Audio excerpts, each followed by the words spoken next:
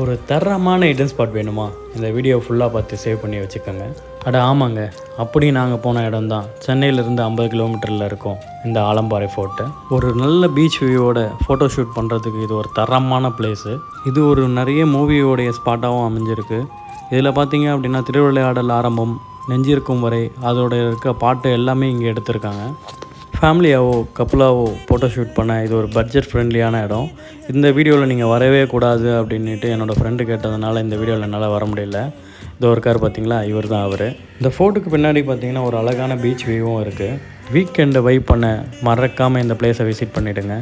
இந்த மாதிரி வீடியோ போடுற என்னுடைய சேனலுக்கு சப்ஸ்கிரைப் பண்ணிவிட்டு லைக் பண்ணுங்கள். தேங்க்ஸ்.